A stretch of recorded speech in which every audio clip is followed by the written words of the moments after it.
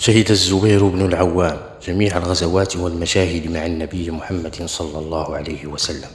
كان من الفرسان، وأصيب جسده بكثير من الطعن والرمي، فكان به أكثر من 30 طعنة. فقال علي بن زيد: حدثني من رأى الزبير بن العوام صدره كأنه العيون من الطعن والرمي. وقال الحسن البصري: كان بالزبير 37 ضربة كلها مع النبي صلى الله عليه وسلم. وعن ابن شهاب قال: لما أتى علي رضي الله عنه بسيف الزبير جعل يقلبه ويقول: سيف طالما جلى الغم عن وجه رسول الله صلى الله عليه وسلم. وروي عن بعض التابعين قال: صحبت الزبير بن العوام في بعض أسفاره، فأصابته جنابة بأرض قفر، فقال: استرني، فسترته، فحانت مني الالتفاتة فرأيته مجدعا بالسيوف. قلت: والله لقد رأيت بك آثارا ما رأيتها بأحد قط. قال: أو قد رأيتها؟ قلت: نعم. قال: أما والله ما منها جراحة إلا مع رسول الله صلى الله عليه وسلم وفي سبيل الله. وروي أن النبي كان يضرب له 4 أسهم من الغنائم، سهم له وسهمين لفرسه وسهم من سهام ذوي القربى.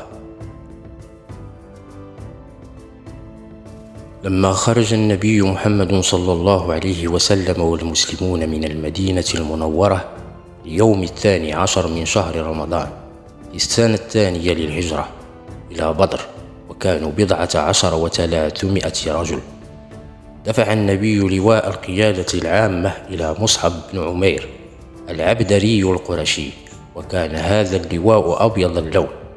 قسم جيشه إلى كتيبتين: كتيبة المهاجرين وأعطى علمها علي بن أبي طالب، وكتيبة الأنصار وأعطى علمها سعد بن معاذ، وجعل على قيادة الميمنة الزبير بن العوام، وعلى الميسرة المقداد بن عمرو. وكان الزبير والمقداد هما الفارسان الوحيدان في الجيش. وجعل على الساقة قيس بن أبي صعصعة، وظلت القيادة العامة في يده هو.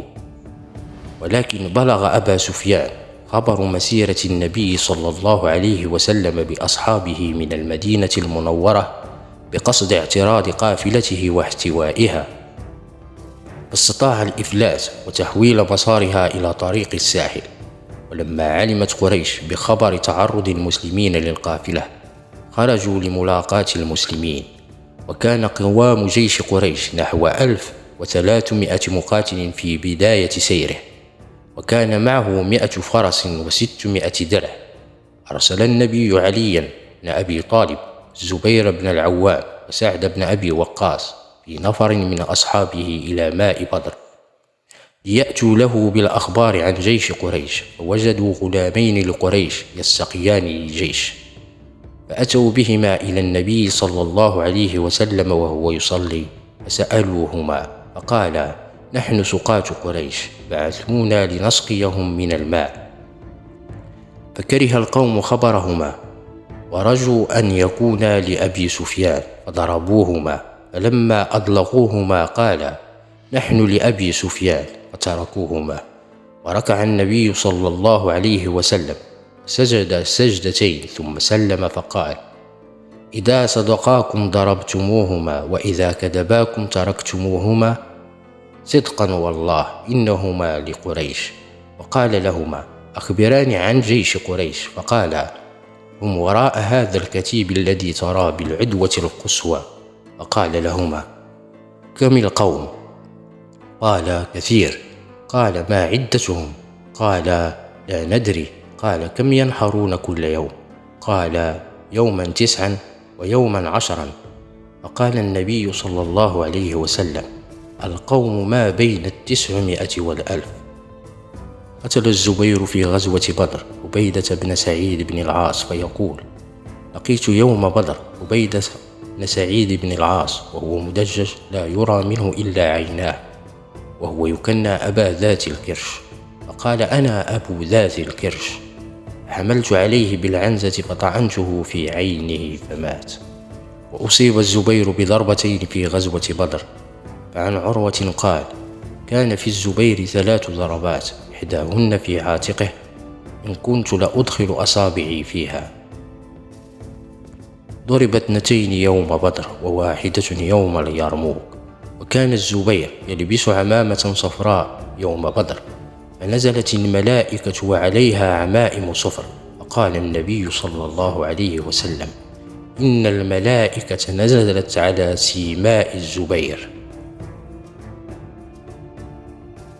شهد الزبير بن العوام غزوة أحد، وكان من الذين انتدبهم النبي محمد صلى الله عليه وسلم ليتتبعوا جيش قريش بعد انتهاء المعركة.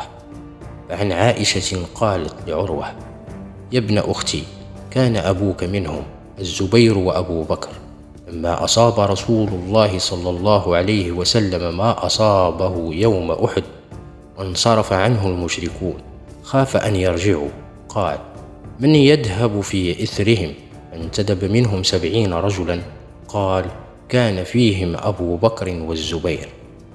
لما رجع المسلمون إلى المدينة المنورة ومعهم الأسرى، أمره النبي محمد صلى الله عليه وسلم أن يضرب عنق أبي عزة الجمحي. قال ابن هشام: كان رسول الله صلى الله عليه وسلم أسره ببدر، ثم من عليه بالفداء، فقال: يا رسول الله أقني. فقال رسول الله صلى الله عليه وسلم: والله لا تمسح عارضيك بمكة بعدها وتقول: خدعت محمدا مرتين، اضرب عنقه يا زبير. وضرب عنقه.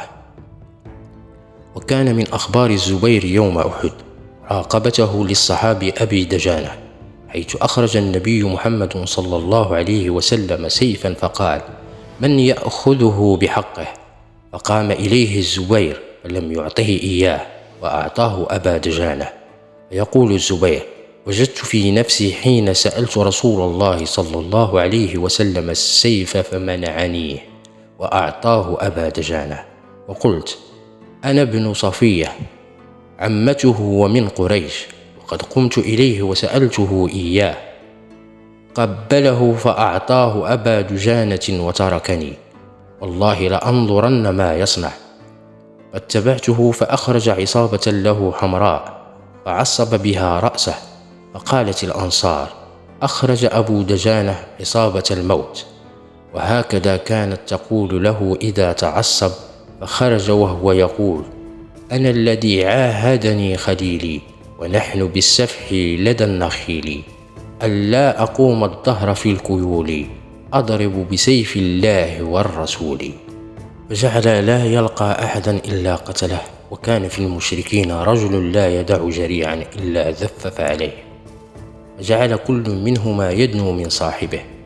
دعوت الله أن يجمع بينهما، فالتقيا فاختلفا ضربتين، فضرب المشرك أبا دجانة فاتقاه بدرقته، فعضيت بسيفه، وضربه أبو دجانة فقتله. ثم رأيته قد حمل السيف على مفرق رأس هند بنت عتبة، ثم عدل السيف عنها، فقلت: الله ورسوله أعلم. شهد الزبير غزوة الخندق، وقتل فيها نوفل بن عبد الله بن المغيرة المخزومي. يقول ابن إسحاق: فضربه فشقه ب2 حتى فل في سيفه فلا، وانصرف وهو يقول: إني امرؤ أحمي وأحتمي عن النبي المصطفى الأمي. ولما صارت الشائعات بين المسلمين بأن قريظة قد نقضت عهدها معهم، وكان الرسول صلى الله عليه وسلم يخشى أن تنقض بنو قريظة العهد الذي بينهم وبينه، ولذلك انتدب الزبير بن العوام ليأتيه من أخبارهم. فعن جابر بن عبد الله بن حرام قال: قال رسول الله صلى الله عليه وسلم يوم الأحزاب: من يأتينا بخبر القوم؟ فقال الزبير: أنا. ثم قال: من يأتينا بخبر القوم؟ فقال الزبير: أنا. ثم قال: من يأتينا بخبر القوم؟ فقال الزبير: أنا. ثم قال: إن لكل نبي حواري، وإن حواري الزبير. فذهب الزبير ونظر ثم رجع فقال: يا رسول الله، رأيتهم يصلحون حصونهم ويدربون طرقهم، وقد جمعوا ماشيتهم. وجمع النبي أبويه للزبير في ذلك اليوم. عن عبد الله بن الزبير قال: كنت يوم الأحزاب جعلت أنا وعمر بن أبي سلمة النساء، فنظرت فإذا أنا بالزبير على فرسه يختلف إلى بني قريظة مرتين أو ثلاثا. فلما رجعت قلت: يا أبت، رأيتك تختلف. قال: أو هل رأيتني يا بني؟ قلت: نعم. قال: كان رسول الله صلى الله عليه وسلم قال: من يأتي بني قريظة فيأتيني بخبرهم. فانطلقت، فلما رجعت جمع لي الرسول صلى الله عليه وسلم أبويه فقال: فداك أبي وأمي.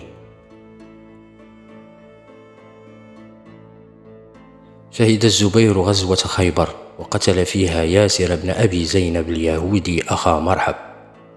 ذكر ابن إسحاق أن أخا مرحب وهو ياسر خرج بعده وهو يقول: هل من مبارز؟ فزعم هشام بن عروة أن الزبير خرج له، فقالت أمه صفية بنت عبد المطلب: يقتل ابني يا رسول الله. فقال: بل ابنك يقتله إن شاء الله.